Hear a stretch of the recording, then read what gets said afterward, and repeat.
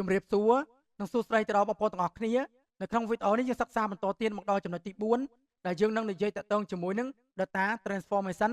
ឬក៏ការកែសម្រួលទិន្នន័យអញ្ចឹងសំណួរសួរថាពេលណាគួរប្រើជាមួយនឹង data transformation ឬក៏ data transform គឺនៅពេលដែលបងប្អូនទាំងអស់គ្នាមិនទាន់ទុកចិត្តទៅលើទិន្នន័យជួនកាលទិន្នន័យយើងអត់ទាន់ធ្វើការ format ជួនកាលទិន្នន័យយើង error ជួនកាលការកណនាមិនត្រឹមត្រូវឬក៏តាក់ទងជាមួយទិន្នន័យយើងគឺ blank ឬក៏ទទេហ្នឹងអញ្ចឹងទាមទារឲ្យយើងធ្វើការ transform data ឲ្យ clean ឲ្យស្អាតជាមុនសិនមុននឹងយើងដាក់ចូលទៅក្នុង Excel បាទនិយាយឲ្យខ្លីតាក់ទងជាមួយនឹង data transform នេះគេប្រើនៅពេលដែលយើងមិនទាន់ទុកចិត្តទៅលើទិន្នន័យរបស់យើងថាទិន្នន័យយើងមិនទាន់ clean មិនទាន់ស្អាតណាអញ្ចឹងឧទាហរណ៍ថានៅក្នុងនេះគឺខ្ញុំមាន Excel ចំនួន2ដែល Excel នេះគឺជា Excel ដែលយើងផ្ទុកតាក់ទងជាមួយនឹងទិន្នន័យរបស់យើងហើយតាក់ទងជាមួយ Excel នេះខ្ញុំអត់ប្រកាសក្នុងចិត្តថា Excel ហ្នឹងគឺស្អាតទេគឺ clean ទេអញ្ចឹងខ្ញុំទាមទារធ្វើការ transform data ជាមុនសិនឲ្យស្អាតឲ្យមានរបៀបឲ្យមានសណ្ដាប់ធ្នាប់ជាមុនសិនមុននឹងខ្ញុំធ្វើការដាក់ចូលទៅក្នុង Excel អញ្ចឹងខ្ញុំចង់ធ្វើការ transform data ពីក្នុងនេះពី data ដែលអត់ទាន់ស្អាតយកមកដាក់នៅក្នុងនេះបាទអញ្ចឹងខ្ញុំសូមធ្វើការបើកជាមួយ Excel transform នេះអញ្ចឹងនៅក្នុងនេះគឺទទេទៀតអត់មានអីទេបងប្អូនអរគ្នាគឺមានតែ sheet អញ្ចឹងដើម្បីធ្វើការ transform data ពីក្នុង Excel នេះយកមកដាក់នៅក្នុង Excel នេះបានដើម្បីឲ្យ Excel របស់យើង clean អញ្ចឹងចូលមកកាន់ data ហើយបងប្អូនចូលមកកាន់ពាក្យថា get data ហើយបងប្អូនយកពាក្យថា from file បងប្អូនយកពាក្យថា from Excel workbook បាទមានន័យថាយើងទាញ Excel មួយយកមកដាក់ចូលទៅក្នុង Power Query យើងដើម្បីធ្វើការ transform ណាអូខេបងប្អូនចុចលេខនឹង1បាទបងប្អូនសុំចាំតិចណាដោយសារតែកុំព្យូទ័រខ្ញុំរៀង slow ដល់ពេលអញ្ចឹងទាញ data គឺរៀង slow តាមនឹងដែរអូខេអញ្ចឹងខ្ញុំចូលមកកាន់ចំណុចនេះបាទគឺ data បងប្អូនចុចលើនឹងមកប៉ុកមកបងប្អូនចុចពាក្យថា import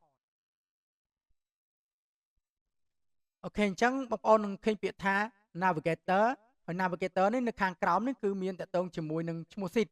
ដោយសារតែនៅក្នុងនេះនៅក្នុង data របស់យើងដែលយើងធ្វើការ import ចូលនេះឬក៏ get ចូលនេះវាមាន sheet តែមួយអញ្ចឹងបើមាន sheet តែមួយវាចេញតែមួយទេប៉ុន្តែបើសិនជានៅក្នុង data ដែលបងប្អូនអរគ្នាធ្វើការ import មាន sheet ច្រើនវាបង្ហាញច្រើនហើយបងប្អូនអាចចុចកន្លែង select multi item នេះទៅបងប្អូនធ្វើការ create យកទៅលើ sheet មួយណាដែលបងប្អូនទាំងអស់គ្នាចង់ធ្វើការ transform ហ្នឹងទៅជាការស្រេចហើយឈ្មោះ sheet ហ្នឹងទៅអូខេអញ្ចឹងនៅក្នុងកន្លែងនេះវាមាន3បងប្អូនវាមានតាក់ទងជាមួយ loan បាទ loan to loan មានន័យថាយើងអត់ធ្វើការ transform data ទាំងអស់បាទយើងចុចមកប៉ុកទៅគឺនឹងចូលទៅកាន់ Excel យើងផ្ទាល់តែម្ដងអត់ទាមទារយើងធ្វើការកែច្នៃទេបាទអូខេប៉ុន្តែអ្វីដែលយើងចង់បានគឺមិនមែនចង់បាន loan ទេមិនមែនយក data នោះដាក់ចូលទៅក្នុង Excel ភ្លាមទេយើងត្រូវការ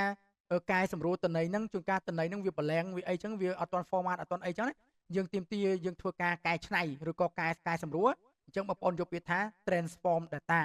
ចុចមកប៉ុកមកអូខេសូមចាំតិចបាទអញ្ចឹង query វាកំពុងតែ processing ហើយអញ្ចឹងវានឹងចូលទៅកាន់ផ្ទាំង query អូខេអញ្ចឹងយើងចូលមកកាន់ផ្ទាំង Power Query Editor បាទនេះគឺជាផ្ទាំង Power Editor អូខេអញ្ចឹងនៅក្នុងនេះគឺមានមុខងារជាច្រើនសម្រាប់ឲ្យបងប្អូនអរគ្នាធ្វើការសិក្សាហើយនឹងស្វែងយល់អញ្ចឹងខ្ញុំបញ្ជាក់ជូនបងប្អូនថានៅខាងលើនេះគេហៅថាជា tab បងប្អូនឃើញ tab មាន home មាន transform មាន add column ហើយនឹង view អូខេអញ្ចឹងជំហានដំបូងនៅពេលបងប្អូនទាំងអស់គ្នាថ្មីចូលមកគឺវាចេញជាទម្រង់បែបនេះបាទវាអត់ទាន់មានតាក់ទងជាមួយនឹង column quality ទេអូខេអញ្ចឹងខាងក្រោមនេះឧទាហរណ៍បងប្អូនចុចទៅលើ home វាមានបាទប៊ូតុងច្រើនអានោះគេហៅ tool បាទ tool ហ្នឹងគឺជាមុខងារដែលយើងកំណត់ទៅលើ data ដែលនៅក្នុង query របស់យើងនេះបាទបន្តមកទៀតយើងមាន transform យើងមាន add column ឬក៏ view ជាដើមចឹងទៅអញ្ចឹងតាក់ទងជាមួយនឹងផ្នែកខាងនេះគេហៅថាជា query បើសិនជាបងប្អូនមាន2មាន3មាន4វាបង្ហាញ query នៅកន្លែងហ្នឹងហើយប៉ុន្តែដោយសារតែយើងធ្វើការទាញ Excel មកតែមួយទេអញ្ចឹងវាមាន query តែមួយទេប៉ុន្តែបើសិនជាបងប្អូនទាញ file ផ្សេងឬក៏ទាញផ្សេងពីហ្នឹងទៀតវាអាចចេញ1 2 3ចុះមកក្រោមទៅអាហ្នឹងគេហៅថា query អញ្ចឹងតាក់ទងជាមួយ query នេះវាចេញ sheet ទី1ដោយសារតែបងប្អូនទាំងអស់គ្នាចុចទៅលើ sheet ទី1នេះបងប្អូនអាចធ្វើការកែបានបើសិនជាបងប្អូនចង់កែបងប្អូនអាច click មកកាស្ដាំនៅលើឈ្មោះ sheet 1ទៅបងប្អូនយកពាក្យថា rename ហើយនៅក្នុងនេះគឺមានមុខងារច្រើននៅក្នុងនេះបងប្អូនអាចធ្វើការ delete បានបាទហើយបងប្អូនអាចធ្វើការ rename បាទ rename មានថាយើងបដូរឈ្មោះហើយតាក់ទងមួយ rename នេះបងប្អូនអាចដូរកន្លែងនេះក៏បានដែរនេះបាទកន្លែងquery setting មានកន្លែង name មួយសម្រាប់ឲ្យបងប្អូនទាំងគ្នាធ្វើការដូរបងប្អូនចង់ដាក់អីឥឡូវបងប្អូនចង់ដាក់ពាក្យថា transform ចុះប្រាក់ underscore មួយដាក់ថា data បាទហើយក៏យក enter មកប៉ុកមកបងប្អូនឃើញចេញឈ្មោះដូរនេះបាទអញ្ចឹងតាក់ទងជាមួយនឹងការកែបងប្អូនអាចកែឈ្មោះ query យើងនៅទីនេះក៏បានឬក៏នៅទីនេះក៏អូខេអញ្ចឹងខ្ញុំដាក់មក click លើនឹងមកមានតាក់ទងជាមួយ duplicate នេះមានថាបងប្អូនធ្វើការបន្ថែម ទិន្នន័យដដែលហ្នឹងឬក៏ copy query ដដែលហ្នឹងយកមកដាក់មួយទៀតឧទាហរណ៍ខ្ញុំធ្វើការ duplicate បាទឃើញបាន query មួយទៀតហ្នឹងបាទហើយបើសិនជាយើងចង់លុបយើង click មកខាងស្ដាំលើហ្នឹងមកយើងយកពាក្យថា delete ទៅគឺលុបហើយនេះអូខេអញ្ចឹងយើងយកពាក្យថា delete query មកអូខេអញ្ចឹងយើងចុចមកប៉ុកលើនេះវិញវាចេញ data វិញហើយយើង click មកខាងស្ដាំមកមានពាក្យតាក់ទងជាមួយនឹង create function មានតាក់ទងជាមួយនឹង advanced editor ឬក៏ property តាមហ្នឹងណាអូខេប៉ុន្តែតាក់ទងមួយ function នេះគឺយើងអត់ប្រើទេនៅក្នុងវគ្គសិក្សានេះអូខេអញ្ចឹងយើងក៏លេចមកមើលតារាងនេះគេហៅថាជាតារាងទិន្នន័យនៅក្នុង query របស់យើងបើយើងចុចមួយណាគឺវាសបង្ហាញនៅខាងក្រោមនេះបាទយើងចុចមួយណាគឺវាសបង្ហាញខាងក្រោមនេះណាហើយបើសិនជាបងប្អូនចង់ឲ្យវាពេញបងប្អូនក៏ចុចលើក្បាលតារាងទៅអូខេនេះអញ្ចឹងខាងនេះគឺជា query setting យើងមានតាក់ទងជាមួយនឹងឈ្មោះ query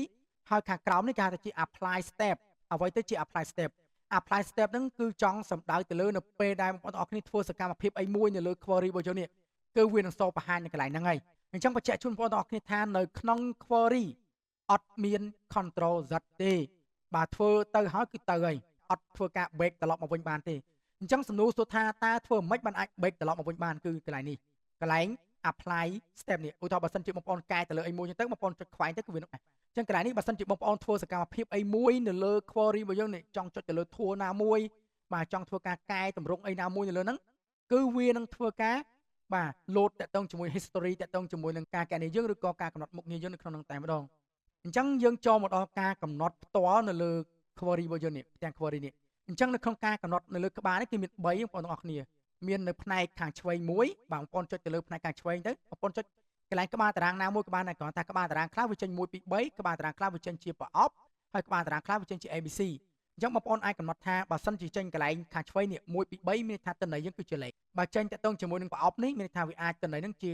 ទិន្នន័យដែលអាចគណនាបានទិន្នន័យជាការបរិច្ឆេទឬក៏ម៉ោងអញ្ចឹងវាចេញហើយណាបងប្អូនចំណាំមើលណាចឹងតកតងជាមួយនឹងកន្លែងចែងខាងឆ្វេងនេះវាមាន3វាអាចចេញជា1 2 3ចេញជាប្រអប់ឬក៏ចេញជា ABC ចឹងទៅវាទៅតាម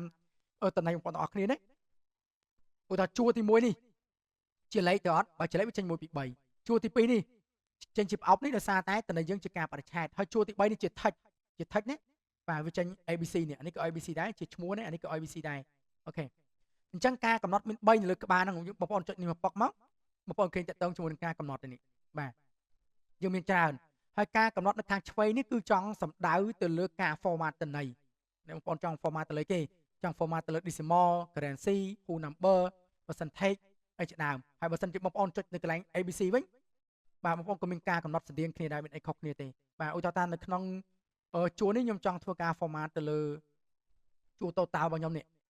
ខ្ញុំសូមមើល total តិចអូខេនេះ total អានេះកលឹមសល់ណាចាំយើងបង្ហាញតាមក្រោយចុចកន្លែង1 2 3នឹង ABC មកប៉ុកមកហេតុអីបានកន្លែងនេះវាចេញ1 2 3 ABC ដោយសារយើងមានកន្លែងណានេះអាណានេះគឺតទេវាចេញ ABC ហើយលេខនេះគឺចេញ1 2 3ចឹងទៅបាទអូខេបងប្អូនចុចលើមកប៉ុកមកបងប្អូនធ្វើការ format ទៅជា currency ចុច currency វាចេញជាទម្រង់ currency ឲ្យយើងនេះបាទហើយវាដាក់សញ្ញាដុល្លារនេះមានថាយើង format ហើយអូខេអញ្ចឹងចែងខាងឆ្វេងនេះគឺ format ឥឡូវយើងមើលចែងខាងស្ដាំបងប្អូនគេសញ្ញាព្រួយអូខេអញ្ចឹងចែងខាងស្ដាំហ្នឹងគឺជាការ sort ហើយនឹង filterឧទាហរណ៍ថាបងប្អូនចង់ filter ទៅលើអីហ្នឹងគឺបងប្អូនអាចកំណត់បាននៅកន្លែងហ្នឹងឧទាហរណ៍ថាឥឡូវខ្ញុំចូលមកកាន់កន្លែង province នេះណាយើងចុចកន្លែងចែងនេះមកបងប្អូនឃើញមានពាក្យតទៅមួយ sort វាមាន sort ascending ហើយនឹង descending ហើយនៅខាងក្រោមនេះវាមានពាក្យថា remove empty បាទឥឡូវខ្ញុំបង្ហាញមុនសិនតទៅជាមួយនឹង sort ascending យើងចុចមកប៉ុកមកបាទឃើញវា sort នេះឃើញវា sort បាទវា sort ណាហើយនៅពេលវា sort ហើយបងប្អូនឃើញកន្លែងនេះវាចេញ historyអញ្ចឹងយើងអត់អាច control z មកវិញបានទេ control z មិនគាត់ចេញដែរអញ្ចឹងសំណួរសួរថាធ្វើម៉េចដើម្បីដោះបានឲ្យត្រឡប់មកដូចដើមវិញគឺបងប្អូនខ្វែងកន្លែងនេះចុចកន្លែងខ្វែងនេះទៅបាទគេវាលុបបាត់ហើយវាមកតម្រង់ដើមវិញអញ្ចឹងវាអត់មាន control z មែនប៉ុន្តែវាមានកន្លែង history ឲ្យយើងធ្វើការលុបវិញបើមិនជាបងប្អូនអត់ពេញចិត្តធ្វើនៅសកម្មភាពមួយណានៅលើហ្នឹងបងប្អូនអាចលុបចោលនៅកន្លែងហ្នឹងវិញបានអាហ្នឹងគេហៅថាជា apply step អូខេបន្តទៀតតើតើជាមួយ sort ទៅលើគេ descending បាទ sort ទៅគឺវាចេញនេះបាទវាចេញតាមលំដាប់ពីធំទៅតូចអញ្ចឹងយើងអាចលុបវិញចោលបានអូខេអញ្ចឹងដូចគ្នាដែរបងប្អូនអាចធ្វើការ remove MT នេះគឺចង់សំដៅទៅលើ remove ទៅលើជួរដេកណាដែលតទេអញ្ចឹងសំណួរសួរថានៅក្នុង query តទេវាចេញជាទម្រង់បែបណាឥឡូវខ្ញុំចុចកន្លែងនេះវិញណានេះតទេគឺវាចេញពីឋានៈហ្នឹងគឺសំដៅទៅលើជួរដែលអត់មានតន័យអញ្ចឹងបងប្អូនអាចអមមកផ្នែកខាងស្ដាំបងប្អូនគេនេះបាទគេសិតតណាហ្នឹងមានថាអត់មានតន័យទេបាទគឺតទេគឺវាចេញណាអូខេអញ្ចឹងយើងចង់លុបតទេចោលគឺលុបបានហើយលុបជួរណាក៏បានបងប្អូនវាចេញដូចគ្នាអញ្ចឹងអូខេ អញ្ចឹងឧទាហរណ៍ខ្ញុំលុបទៅលើជួរ invoice date នេះបងប្អូនឃើញពាក្យថា remove empty បងប្អូនចុចមកបាច់មកបាទឃើញបាត់នេះឃើញបាត់ empty បាទហើយវាចេញពាក្យថា filter row អញ្ចឹងទៅអូខេអញ្ចឹង remove empty ហ្នឹងគឺសំដៅទៅលើការ filter ហ្នឹងហើយមានថាយើងលុបតាក់ទងជាមួយនឹងជួរណាដែលទៅទេបាទអញ្ចឹងយើងបន្តទៀតយើងចុចនៅកន្លែងហ្នឹងដដែលឬក៏យើងអាចធ្វើការលុបក៏បានដែរអូខេឥឡូវខ្ញុំកំណត់ទៅលើ Provin វិញអូខេចុចលើហ្នឹងហើយបន្តទៀតយើងមានពាក្យថា text filter អញ្ចឹងបើសិនជាតន័យជួលតន័យបងប្អូនទាំងអស់គ្នាធ្វើការកំណត់ជា text វាចេញ text filter នេះបាទណាចេញ text filter ប៉ុន្តែបើសិនជាការកំណត់បងប្អូនទាំងអស់គ្នាជាលេខឬក៏ការបរិច្ឆេទវាអត់ចេញ text filter ទេឥឡូវខ្ញុំចុចកន្លែងការបរិច្ឆេទនេះវាចេញជា date filter វិញទៅណាវាមានតកតងជាមួយនឹងអីគេខ្លះវាមានតកតងជាមួយនឹង equation before after between នេះជាដើមអញ្ចឹងទៅបើសិនជាបងប្អូនកំណត់ទៅលើតន័យជាលេខបាទវាចេញជា number filter អញ្ចឹងទៅណាមានថាតកតងជាមួយនឹងការកំណត់ហ្នឹងវាផ្សេងគ្នាទៅតាមជួរឈរបងប្អូនទាំងអស់គ្នាកំណត់បើយើងកំណត់ទៅលើលេខវាចេញ number ណា number filter បើយើងកំណត់ទៅលើការបរិច្ឆេទវាចេញ date filter បើយើងកំណត់ទៅលើអក្សរវាចេញជា text filter អញ្ចឹងទៅកន្លែងហ្នឹងវាឥឡូវខ្ញុំសូមកំណត់ទៅលើ filter ខែមុនចុចកន្លែងនេះមកប៉ុកមកយើងយកពាក្យថា text filter នៅក្នុងនេះគឺមានច្រើនបងប្អូនគ្នាយើងមាន equation not equation មានន័យថានេះគឺតម្លៃស្មើបងប្អូនចង់ filter យកខែណាមួយបងប្អូនចាប់ផ្ដើមដោយអក្សរណាមួយបងប្អូនមិនចាប់ផ្ដើមដោយអក្សរណាមួយបញ្ចប់ដោយអក្សរណាមួយជាដើមហើយកន្លែងនេះគឺបងប្អូនបានរៀនណាតកតងជាមួយ Excel equation នេះមានសំដៅថានៅពេលដែលបងប្អូនទាំងអស់គ្នាធ្វើការចុចទៅលើហ្នឹងទៅគឺវានឹងចេញតម្លៃស្មើណាវាចេញបាទយើងមាន2នេះតកតងជាមួយការ filter វាមាន basic និង advanced បាទ advanced មានន័យថាបងប្អូនអាចធ្វើការកំណត់បាន2 3 filter ក្នុងពេលតែមួយទៅប៉ុន្តែខ្ញុំចូល basic វិញកំណត់ជាមួយ equation បងប្អូនចង់កំណត់ទៅលើគេបងប្អូនអាចរើសបាននេះបាទដោយសារយើងចុចទៅលើជួរខេត្តឧទាហរណ៍ឥឡូវខ្ញុំយកតែខេត្តបាត់ដំបងឯងតោះតែស្មើខេត្តបាត់ដំបងបានវា filter បានខ្ញុំចុចពាក្យថាអូខេទៅអូខេចាំបងប្អូនគេទៅបាត់ដំបងឯងបាទបងប្អូនគេទៅបាត់ដំបងហើយវាចេញ filter row មួយនេះបាទមានថា filter ទី1ហ្នឹងទៅហើយយើងអាចខ្វែងចោលវិញទៅគឺវាចូលទម្រង់ដើមវិញឯងអូខេអញ្ចឹងដូចគ្នាដែរខ្ញុំ take filter ប៉ុន្តែខ្ញុំយកតាក់ទងជាមួយនឹង begin with មានថាចាប់ផ្ដើមពីអក្សរណាទៅឧទាហរណ៍តែឥឡូវខេត្តដែលចាប់ផ្ដើមពីអក្សរ K ខ្ញុំវាអក្សរ K អញ្ចឹងខេត្តណាដែលចាប់ផ្ដើមពីអក្សរ K គឺឲ្យវាធ្វើការ filter បាទនេះអក្សរ K នេះឃើញកំពង់ធំបាទកំពតកោះកុងហ្នឹងគឺវា filter ដែលអក្សរ K មកទេខ្ញុំសុំខ្វែងចោលវិញបាទបន្តទៀតយើងចុចលើនឹងត្រែយើងមានពាក្យថា text filter មានអីទៀតនៅក្នុងហ្នឹងមានតកតងជាមួយនឹង end with មានថាបញ្ចប់ដល់អក្សរអីហ្នឹងទៅហើយ content ស្មើ content មានថាវាស្មើនឹង equation ដែរបងប្អូនទាំងអស់គ្នានេះ content នេះមានថាតម្លៃស្មើអូខេបងប្អូនចង់ស្មើគេអញ្ចឹងទៅឧទាហរណ៍ថាឥឡូវ content បងប្អូនចង់ស្មើជាមួយឧទាហរណ៍ឥឡូវខ្ញុំចង់ស្មើជាមួយនឹងខេត្តកែបខ្ញុំយកកែបទៅចុចអូខេមកបាទវាចេញកែបនេះបាទហើយយើងចុចកន្លែងហ្នឹងវិញ content វិញកន្លែងនេះបងប្អូនអាចកំណត់2បាននេះបាទកំណត់2បានបងប្អូនកំណត់ទៅលើ column win ហ្នឹង column provin ហ្នឹងបងប្អូន content ទៅលើគេឧទាហរណ៍ឥឡូវខ្ញុំចង់បានកែបហើយមួយទៀតកន្លែងហ្នឹងដែរខ្ញុំចង់បាន content ដូចគ្នាដែរប៉ុន្តែខ្ញុំយក2ខេត្តខ្ញុំយកខេត្តអូខេអានេះអត់ចេញឲ្យណាចេញតែមួយខេត្ត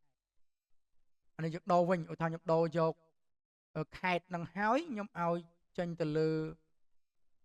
shop name ទៀតណា shop name ខ្ញុំយកស្មើដែរនេះចេញតកតងជាមួយនឹងជ្រុកបរិយសពចុះហ្នឹងយើងអាច filter អាន2 filter ទៅលើជួរខេត្តមួយហើយយើងអាច filter ទៅលើជួរ name មួយយ៉ាងហ្នឹងដូចជាតម្រង advanced filter អញ្ចឹងយើងចុចអូខេមកបាទចេញនេះឃើញទេកែបហ្នឹងទៀតយើងអាចខ្វែងចោលបានណាអូខេខ្វែងចោលមកគឺវាចូលតម្រងដើមវិញហើយអូខេឥឡូវយើង format ទៅលើការបរិច្ឆេទក៏បានដែរចុចលើហ្នឹងមកវាចេញ date filter នេះបងប្អូនចង់ filter ទៅលើគេបងប្អូនអាចកំណត់នៅក្នុងហ្នឹងបានអូខេបងប្អូនចង់ filter ទៅលើថ្ងៃ filter ទៅលើម៉ាន់ filter ទៅលើអីបានទាំងអស់បាទយើងអាចចន្លោះពីខែណាទៅដល់ខែណាទៀតបាទគឺយើងអាច filter ឬមួយក៏យើងអាច filter នៅកន្លែងនេះក៏បានបងប្អូនដោះ select មកបងប្អូនចង់ filter ថ្ងៃ1ថ្ងៃ5ហើយថ្ងៃ8ចេះបានហើយយើងចុចអូខេមកបាទនេះចេញថ្ងៃ1ថ្ងៃ8ថ្ងៃ5ចឹងទៅអូខេយើងអាច filter នៅកន្លែងហ្នឹងក៏បានឬមួយក៏ filter នៅកន្លែងនេះក៏បានដែរអាស្រ័យទៅលើបងប្អូនទាំងអស់គ្នាមានថា equation នេះគឺតម្លៃស្មើ before មុន after ក្រោយ between ចន្លោះចឹងទៅបាទហើយយើងមានទៅមួយ year បងប្អូនចង់ filter ទៅលើគេ this year បាទយើងមានការ filter ជាច្រើនទៀតអាស្រ័យទៅលើបងប្អូនទាំងអស់គ្នាជាអ្នកកំណត់អូខេអាហ្នឹងយើង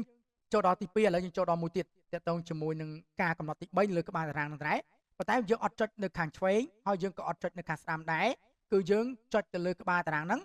ហើយ click ម៉ៅខាងស្ដាំមកបាទបងប្អូនឃើញតកតងជាមួយការកំណត់ហ្នឹងយើងមាន remove ហ្នឹងគឺចង់សំដៅទៅលើលុបជួរឈរហ្នឹងឧទាហរណ៍ថាបើសិនជានៅក្នុងនេះឃើញcolumn សនេះ កន្លឹមសបងប្អូនចង់ remove ឯងបងប្អូនចុចលើនឹងមកប៉ុកមក click ម៉ៅខាងស្ដាំមកនេះសិតតែជា option remove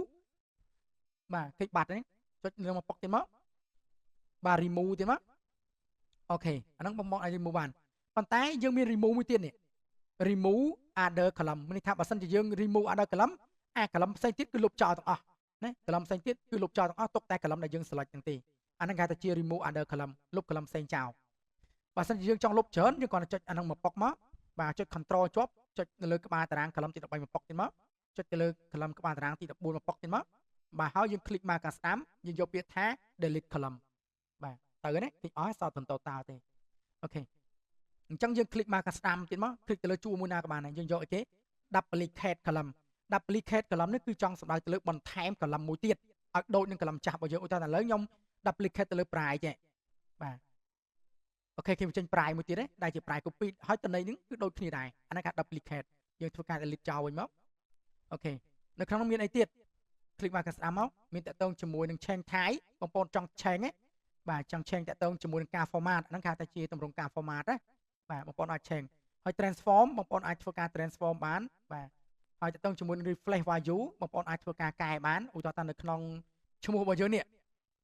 បងប្អូនក៏ចុចលើហ្នឹង click ម៉ៅខាងស្ដាំមកហើយបងប្អូនយកពាក្យថាបាទ refresh value មានន័យថាយើងយកតំណែងថ្មីចំនួនក្នុងតំណែងចាស់អញ្ចឹងសួរថាតំណែងដែលយើង find ទៅលើគេឧទាហរណ៍កន្លែងនេះខ្ញុំដាក់ហ៊ុនហើយបន្តទៀតសុផលសបអូខេអញ្ចឹងតំណែងចាស់នេះដែលយើងយក refresh យើងដាក់តំណែងថ្មីយើងចង់ដាក់អីគេអញ្ចឹងខ្ញុំ copy តារាងខ្ញុំគ្រាន់ថែមទេខ្ញុំដាក់ថា honey វិញបាទអញ្ចឹងថាតំណែងចាស់ដែលយើង search យកនៅក្នុងជួរ shop name ហ្នឹងយើងចង់បដូរមកដាក់អញ្ចេះវិញហើយយើងចុច OK ទៅបាទឃើញចេញនេះ honey shop អញ្ចឹងទៅអាហ្នឹងគេថាជា refresh តំណែងយកតំណែងថ្មីទៅជំនួសចូលតំណែងចាស់យើងអាច click មកខាងស្ដាំមកមានតកតងជាមួយនឹងគេទៀតបាទ refresh error click មកខាងស្ដាំខ្ញុំយកពាក្យថា group by នេះគឺចង់សំដៅទៅលើការគណនាបងប្អូនទាំងអស់គ្នាធ្វើការគណនាតាមផ្នែកតាមអីចឹងទៅតកតងមួយ group by អញ្ចឹងបន្តទៀតតកតងជាមួយនឹង rename យើង rename តកតងជាមួយនឹងឈ្មោះ column របស់យើងប្រាយើងចង់ដូរអីក៏បានដែរហើយកន្លែងនេះបងប្អូនអាចចុចពីរដងនៅលើហ្នឹងបងប្អូនអាចដូរក៏បានឬមួយក៏បងប្អូនអាច click មកខាងស្ដាំយកពាក្យថា rename ក៏បានដែរហើយតកតងមួយទៀតគឺ click មកខាងស្ដាំដូចគ្នាយកពាក្យថា move ហ្នឹងមានថាយើងផ្លាស់ទីតាំងវាផ្លាស់ជួរឈរហ្នឹងទៅទីតាំងណាអញ្ចឹងទៅអាចទៅខាងក្រោយឬក៏ខាងមុខអញ្ចឹងទៅណាយើងអាច move បាន move ទៅខាងឆ្វេង move ទៅខាងស្ដាំ move ទៅមុនគេ move ទៅក្រោយគេអញ្ចឹងទៅណាបន្ទាប់ទៀតអ្វីដែលខ្ញុំបង្ហាញគឺតកតងជាមួយនឹង group by អញ្ចឹងដោយសារតែវីដេអូយើងវែងពេកអញ្ចឹងខ្ញុំនឹងបង្ហាញបងប្អូនគ្នានៅក្នុងវីដេអូក្រោយ